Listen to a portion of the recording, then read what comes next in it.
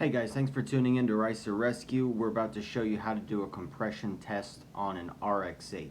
And just want to let you know this video has some terrible audio issues. The tablet that we film our videos on, something has either been corrupted with the hardware or the software. I cannot figure out what the problem is. We have bought a microphone that I'm actually using to record this clip. But I just want to let you know, I do apologize.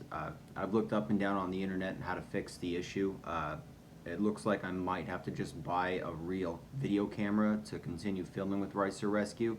But I wanted to just put this video out there despite the audio issues, because I know that at least one or two guys out there is going to be looking for a video on how to do a compression test with an rx8.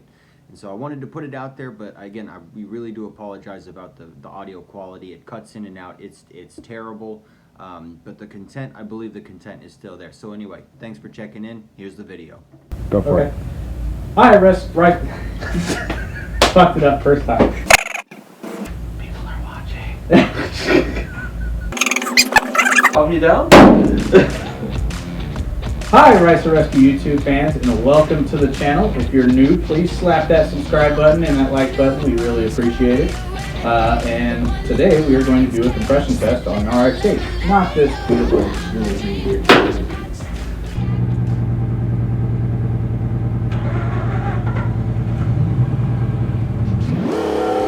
The purpose of the compression test is to check how healthy the engine is, make sure nothing is too worn out for it to be used.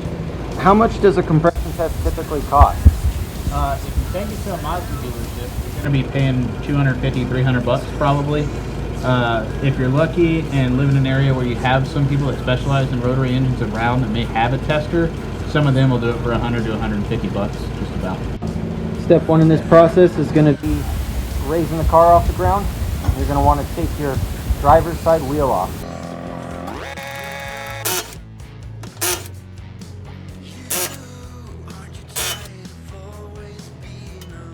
Don't use an impact on a wheel lock.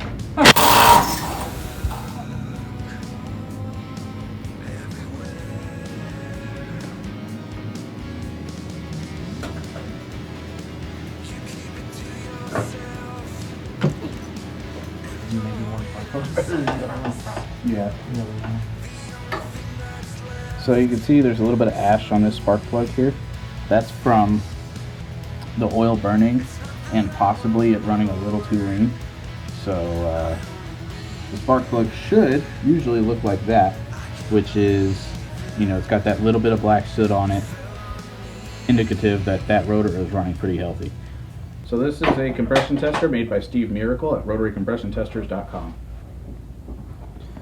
So this is my RCTV 5.2 rotary compression tester. So what this thing does is it actually normalizes the RPM and altitude. So it doesn't matter how fast the engine's cranking over, it'll regulate all the compression test results for RPM and altitude because that will actually affect it. So this is the adapter we're going to screw into the spark plug holes, and it has a little lead on it that actually is a quick disconnect into the tester here, just like that. To release it, you just press down this and pull it out, and there you go.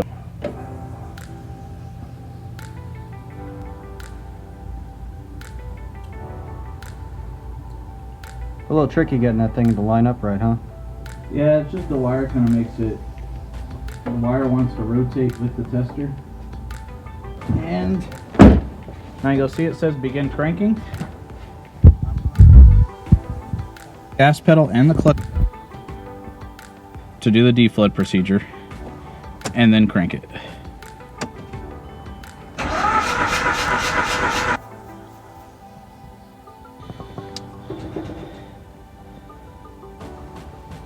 Alright, we're going to try that again because that's a little bit low.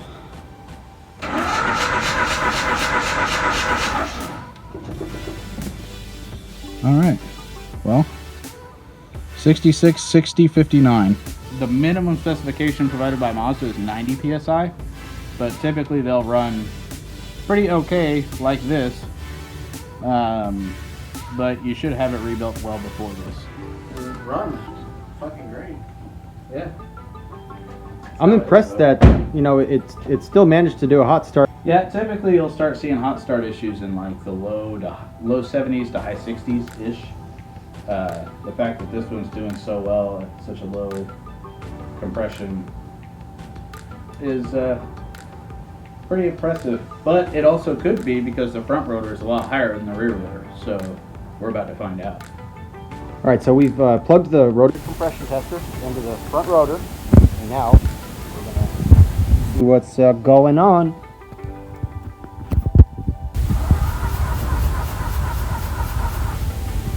Yep, that one's much better. 83, 84, 71. That's the reason this thing still starts hot.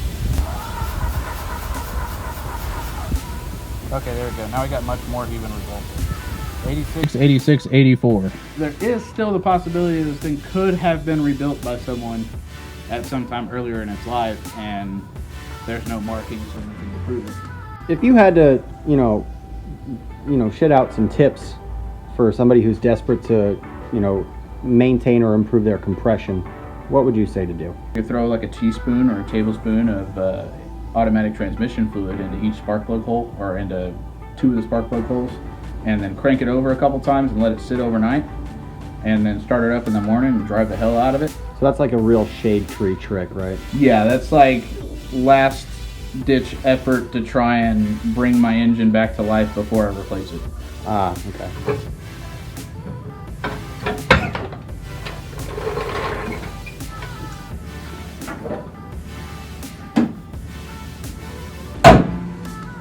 Game over. Yep.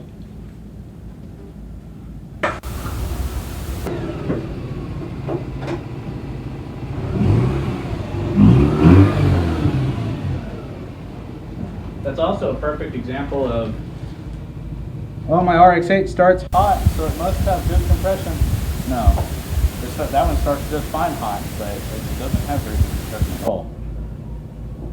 Alright, Ricer Rescue fans, thank you for watching. Again, if you please go like and subscribe to this video and all of our other videos on our channel. We would greatly appreciate it. Meanwhile, I'm going to try and drive this 280Z without a clutch.